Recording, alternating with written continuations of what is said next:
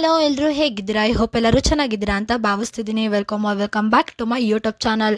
So ನಾವಿವತ್ತು 58ನೇ ಎಪಿಸೋಡ್ನ explain ಮಾಡ್ತಿದ್ದೀವಿ. ಇನ್ನೇನು ಇನ್ನ 2 ಎಪಿಸೋಡ್ ಉಳ್ಕೊಂಡಿದೆ ಅಷ್ಟೇ. ಈ ಡ್ರಾಮಾ ಇನ್ನೇನು ಮುಗಿಯಕ್ಕೆ ಬರ್ತಾ ಇದೆ. ನಂಗೆ ಅನ್ಸುತ್ತೆ ನಿಮ್ಗೆಲ್ಲರಿಗೂ ಈ ಡ್ರಾಮಾ ಇಷ್ಟ ಆಯಿತು. ಇದೇ ಥರ ಡ್ರಾಮಾಗಳನ್ನ ನೀವು ನೋಡೋಕ್ಕೆ ಇಷ್ಟಪಡ್ತೀರಾ ಅಂತ. ನಿಮ್ಗೆ ಈ ತರ ಶಾರ್ಟ್ ಡ್ರಾಮಾ ಬಗ್ಗೆ ಏನ್ ಅನ್ಸುತ್ತೆ ಅನ್ನೋದನ್ನ ಕಮೆಂಟ್ ಸೆಕ್ಷನ್ ಅಲ್ಲಿ ತಿಳಿಸಿ. ಇಲ್ಲಿ ನಮ್ಗೆ ನ್ಯಾನನ ತೋರಿಸ್ತಾರೆ. ಅವಳು ಫುಲ್ ಬ್ಯಾಕ್ ಪ್ಯಾಕ್ ಮಾಡ್ಕೊಂಡು ರೀತು ಹತ್ರ ಮಾತಾಡ್ಕೊಂಡು ಓಡಾಡ್ತಿರ್ತಾಳೆ. ಇಲ್ಲಿ ಅವಳು ಹೇಳ್ತಿರ್ತಾಳೆ, ರೀತು ಟೆನ್ಷನ್ ಮಾಡ್ಕೊಂಬೇಡ, ಈ ಕಾಲೇಜ್ ಸ್ಟಾರ್ಟ್ ಆಗಕ್ಕೆ ಮುಂಚೆ ನಾನು ಬ್ಲೂಮಿಂಗ್ ಸಿಟಿನ ಸ್ವಲ್ಪ ಓಡಾಡಬೇಕು, ಡಿಸ್ಕವರ್ ಮಾಡಬೇಕು ಅಂತ ಅನ್ಕೊಂಡಿದ್ದೀನಿ. ಫೋನ್ ಕಟ್ಟಾದ್ಮೇಲೆ ನಾನು ಅವಳೆ ಮಾತಾಡ್ಕೋತಿರ್ತಾಳೆ, ನಾನು ಮ್ಯೂಸಿಯಂಗೆ ಹೋಗ್ಲಾ ಇಲ್ಲ ಬೇರೆ ಎಲ್ಲಾದ್ರೂ ಹೋಗ್ಲಾ ಅಂತ. ಅದೇ ಟೈಮ್ಗೆ ನನಗೆ ಮತ್ತೆ ಕಾಲ್ ಬರುತ್ತೆ. ಇಲ್ಲಿ ನನಗೆ ಬೇರೆ ಯಾರು ಅಲ್ಲ, ನಾನು ಅವ್ರ ತಾಯಿ ಕಾಲ್ ಮಾಡಿರ್ತಾರೆ. ಅವಳು ಫೋನ್ ಎತ್ತಿ ಕಿವಿಗೆ ಇಟ್ಕೊಂಡಿದ ತಕ್ಷಣ ನಾನು ಅವ್ರ ತಾಯಿ ಮಾತಾಡ್ತಿರ್ತಾರೆ. ನನಗೆ ಚೆನ್ನಾಗಿ ಗೊತ್ತು, ನೀನು ಕಾಲೇಜ್ ಸ್ಟಾರ್ಟ್ ಆಗಕ್ಕೆ ಮುಂಚೆ ಬ್ಲೂಮಿಂಗ್ ಸಿಟಿಗೆ ಒಂದ್ಸತಿ ಆದ್ರೂ ಬಂದೇ ಬರ್ತೀಯ ಅಂತ. ನೀನು ಬಂದಾಗ ನನ್ನನ್ನು ಮೀಟ್ ಮಾಡೋಕ್ಕಾಗುತ್ತಾ? ನನ್ನ ಆರೋಗ್ಯ ತುಂಬಾ ಕೆಟ್ಟಿದೆ, ನಾನು ಹುಷಾರಾಗಿಲ್ಲ, ನೀನು ನನ್ನನ್ನು ನೋಡೋಕ್ಕೆ ಬರ್ತೀಯಾ ಅಂತ ಅವರು ಫುಲ್ಲು ಲೋ ವಾಯ್ಸಲ್ಲಿ ಹೇಳ್ತಿರ್ತಾರೆ. ಅವ್ರ ವಾಯ್ಸಲ್ಲೇ ಗೊತ್ತಾಗ್ತಿರುತ್ತೆ ಅವ್ರಿಗೆ ಹುಷಾರಿಲ್ಲ ಅಂತ. ಸೀನು ಶಿಫ್ಟ್ ಆಗಿ ನೇನಾ ಅವ್ರ ತಾಯಿನ ಮೀಟ್ ಮಾಡಕ್ ಬಂದಿರೋದನ್ನ ತೋರಿಸ್ತಾರೆ. ಇಲ್ಲಿ ನೇನಾ ಕೇಳ್ತಿರ್ತಾಳೆ, ಹೇಗಿದ್ದೀರಾ ನೀವು ಅಂತ. ಇಲ್ಲಿ ಅದಕ್ಕೆ ಅವ್ರ ತಾಯಿ ಹೇಳ್ತಿರ್ತಾರೆ, ನೇನಾ ಯಾವತ್ತಾದ್ರೂ ನೀನು ನನ್ನನ್ನು ಅಮ್ಮ ಅಂತ ಅಕ್ಸೆಪ್ಟ್ ಮಾಡ್ಕೊಂಡಿದ್ದ?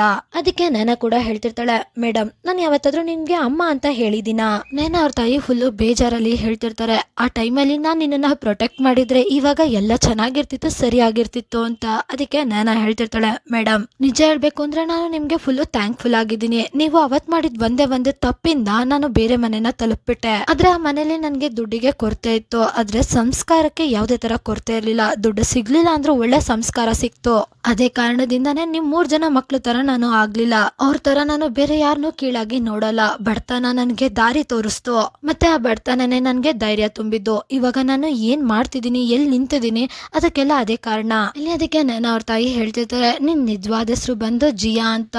ನೀನು ಆ ಹೆಸರನ್ನೇ ಕಂಟಿನ್ಯೂ ಮಾಡ್ಬೇಕು ಅಂತ ಅನ್ಕೊಂಡಿದ್ಯಾ, ಮಾಡ್ತೀಯಾ ಅಂತ ಕೇಳ್ತಿರ್ತಾರೆ. ಇಲ್ಲಿ ಅದಕ್ಕೆ ನೇನಾ ಹೇಳ್ತಿರ್ತಾಳೆ, ನೇನಾ ಈ ಹೆಸರನ್ನ ನನಗೆ ನಮ್ಮ ಅಜ್ಜಿ ಇಟ್ಟಿದ್ದು. ಆ ಹೆಸರಲ್ಲಿ ತುಂಬಾ ಪ್ರೀತಿ ಇದೆ, ಮತ್ತೆ ಅದರಲ್ಲಿ ತುಂಬಾ ಆಶೀರ್ವಾದ ತುಂಬಿದೆ. ನಾನು ಆ ಹೆಸರನ್ನ ಯಾವತ್ತೂ ಬಿಡೋದಿಲ್ಲ ಅಂತ ಹೇಳ್ತಿರ್ತಾಳೆ. ಅದೇ ಟೈಮಿಗೆ ಸೂಪ್ ತಗೊಂಡು ನೇನಾ ಅವ್ರ ತಂದೆ ಕೂಡ ಬರ್ತಾರೆ. ನೀನು ಹೆಸರನ್ನ ಬದಲಾಯಿಸ್ಕೊಳ್ಳಿಲ್ಲ ಅಂದ್ರೆ ದೀಕ್ಷಿತ್ ಫ್ಯಾಮಿಲಿಯಿಂದ ನಿನ್ಗೆ ಏನು ಸಿಗೋದಿಲ್ಲ.